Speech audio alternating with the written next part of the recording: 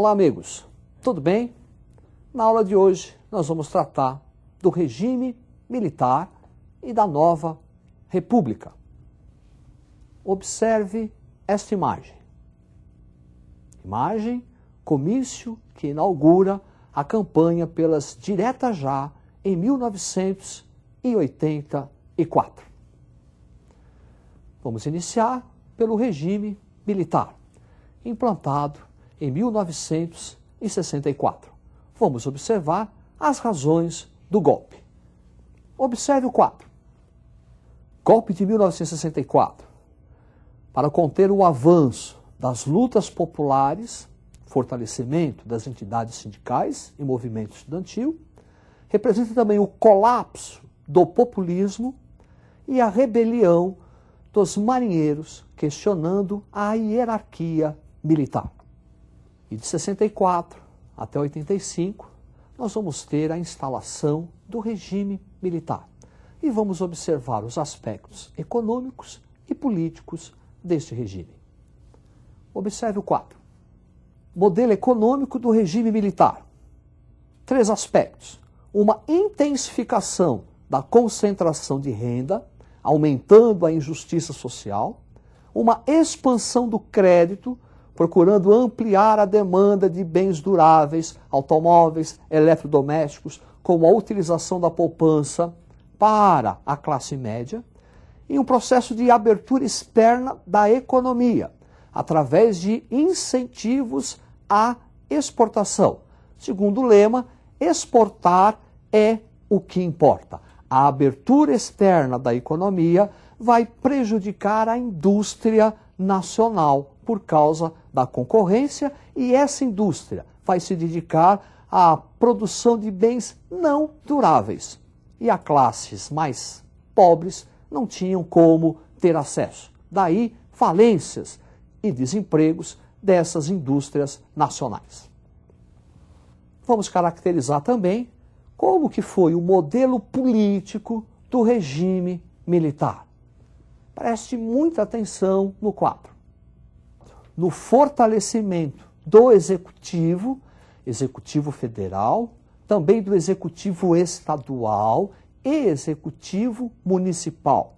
Forte repressão aos movimentos sociais, sindicatos, movimentos estudantis, censura aos meios de comunicação, rádio, TV, imprensa, a elaboração da doutrina de segurança nacional, que servirá de pretexto para a punição e tortura durante o regime militar, e a instituição dos atos institucionais. Por atos institucionais, entende-se aquela interferência que o chefe do executivo tem, inclusive sobre preceitos constitucionais. Um ato institucional vale mais que o preceito constitucional. É através da edição dos atos institucionais que o regime militar politicamente se consolida. Vamos observar os 5 primeiros. Preste atenção na tela. Ato institucional número 1. Aí, 1 é aquele que vai definir a eleição de Humberto de Alencar Castelo Branco à presidência da República. Ato institucional número 2. Aí, 2. Determina a extinção dos partidos políticos e é o início do chamado bipartidarismo. Arena, Aliança Renovadora Nacional, Partido da Situação, e MDB, Movimento Democrático Brasileiro, de oposição ao regime militar, e é o ato que também estabelece eleições indiretas para presidente da República. Ato número 3, aí 3, estabelece eleições indiretas para governador. Ato número 4, aí 4, na verdade é aquele que leva o Congresso Nacional a aprovar uma nova Constituição, a chamada Constituição do Terror de 1967. E o ato número 5, aí 5, o símbolo da ditadura militar, representa a ampliação dos poderes do Executivo, podendo fechar o Congresso Nacional, podendo dissolver assembleias legislativas e câmaras municipais. E os direitos individuais, todos estavam cerceados. E o governo ainda poderia decretar estado de sítio. Após a análise dos aspectos econômicos e políticos do regime militar, vamos observar as principais realizações dos governos militares. Observe o quadro. Primeiro governo militar, Humberto de Alencar, Castelo Branco, 1964-67. Fechamento de entidades civis, representantes de sindicatos e movimentos estudantis. É o início do bipartidarismo, ato número 2, Arena, MDB, e rompimento diplomático com Cuba. Agora, governo de Costa e Silva, 1967-1969. Há uma rearticulação da oposição. Então, os sindicatos voltam a se fortalecer, o movimento estudantil também, e alguns políticos começam a questionar a ditadura militar. Movimento estudantil, uma série de greves e passeatas.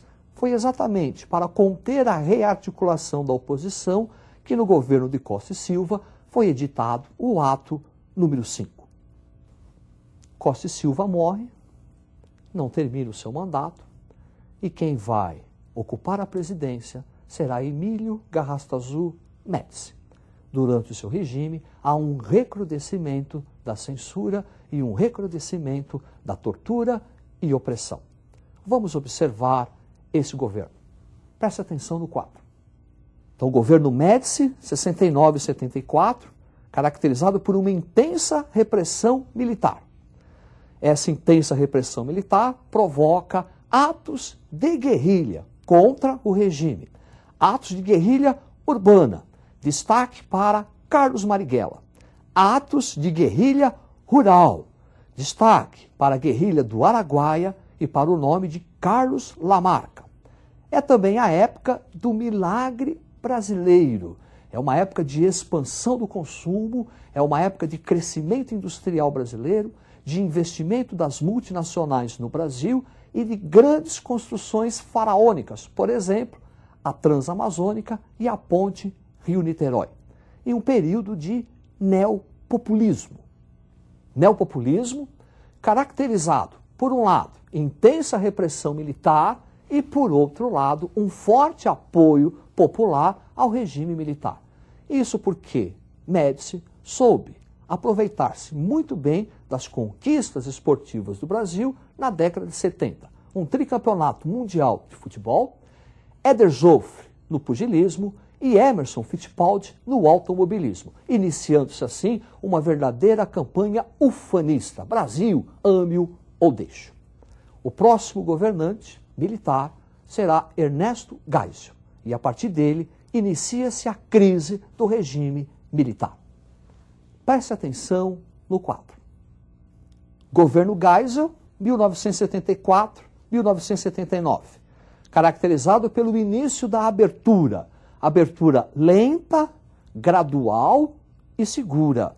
Daí uma série de avanços e retrocessos nessa abertura. Por exemplo, em 1974, há uma ampla vitória do MDB, do Movimento Democrático Brasileiro.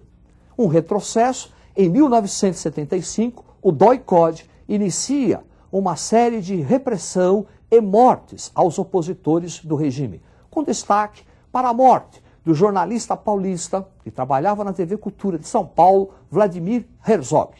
Edição do pacote de abril, que vai manter as eleições indiretas para presidente e ampliar o mandato presidencial. 1978, uma enorme greve de metalúrgicos no ABC Paulista, sob a liderança do líder sindical Luiz Inácio da Silva, o Lula. E no final do governo Geisel, revogação do ato institucional número 5. Governo Figueiredo, 1979-1985. No seu governo, um agravamento da crise econômica, início da liberdade de imprensa. 1979, uma ampla greve no ABC Paulista. No mesmo ano, lei de anistia, os exilados durante o regime militar, o pluripartidarismo, surgem partidos políticos, a Arena, por exemplo, transforma-se em PDS, o MDB, PMDB, aparece o PTB, PT. 1982, eleições diretas para governador. E em 84, início de uma campanha pelas diretas já. Apesar do sucesso e da intensa participação popular na campanha das diretas já, Tancredo Neves, que será o primeiro civil eleito após o regime militar, não será eleito pelas vias diretas, e sim indireta.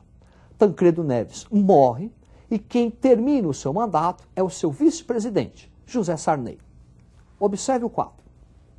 Com o governo Sarney, eleições diretas em todos os níveis, no executivo, no estadual, municipal e federal, uma grave crise econômica por conta de um processo inflacionário, levando o governo a decretar moratória, e a edição de uma série de planos econômicos para conter a inflação. 86, o Plano Cruzado, 87, o Plano Bresce e 89, o Plano Verão. E em 88, é promulgada a Constituição que está em vigor, a chamada Constituição Cidadã.